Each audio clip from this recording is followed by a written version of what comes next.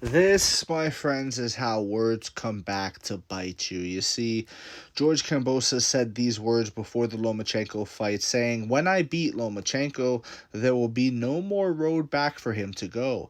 This is retirement for him." When the truth is, Lomachenko went out there and put on a masterclass performance, reminded people who he was, and, you know, he took his soul. He took his lunch. The same way how George Kambosos was trying to hit him with the body shots and wear on him, it was Kambosos who ultimately fell to those body shots, and Lomachenko showed who is who and who was the better man on that night.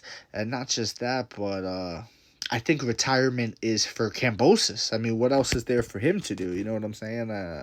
This is now, he lost to Devin Haney twice. He had in my opinion, a fluke win over Teofimo. I think maybe that's his next fight.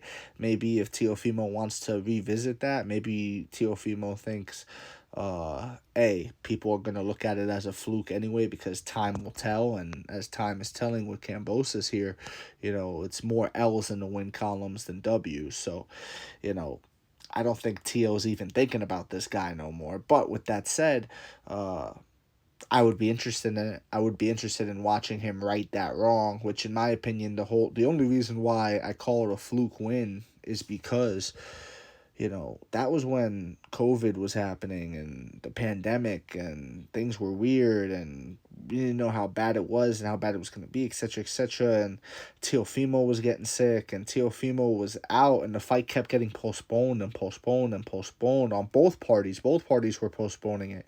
And, I just feel like when that happens, a fighter could sort of lose their spark. And I think that's what happened with Teofimo Lopez. I've been on record saying that since, the fight did happen.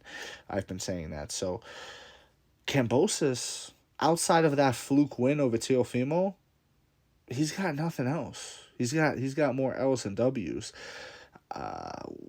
Retirement, is that next? Like, what's next for this guy? You know what I'm saying? Do you really want to see him fight Shakur Stevenson? I don't, not really. I don't think Shakur needs to. You know what I'm saying? I think Shakur's got his fight against some guy who I can't pronounce his last name. But no shot against him. I just can't pronounce his last name. That's more on me than it is him. Okay, I'll take the high road there. And once he gets past that guy, if he gets past that guy, do you really want to see him fight George? Not really. I kind of want to see him do bigger and better things. George Kambosos needs to have some serious look in the mirror time and serious reinvention of the self. He needs to reinvent himself and he needs to get some wins, bro. He needs to get some wins because when you beat a guy like Teofimo Lopez, that jumps you into that upper echelon, right? It jumps you into the ring with a Devin Haney. It jumps you into the ring with a Lomachenko. It jumps you into the ring. We're talking Tank Davis. We're talking Ryan Garcia. We're talking all these people. You gotta be ready for that. If you're gonna make that jump to the deep end of the pool, you gotta be able to swim. You know what I'm saying?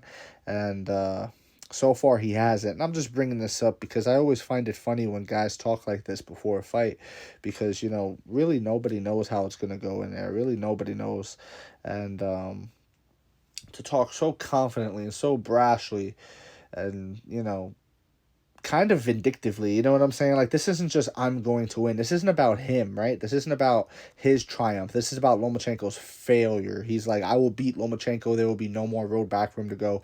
This is retirement for him. What about for you? What's it going to be for you? You know what I'm saying? That's what I wanted to hear. That's what I prefer to hear from athletes when they're going into a fight. I want to know what it is to you, rather than you just putting down and being negative.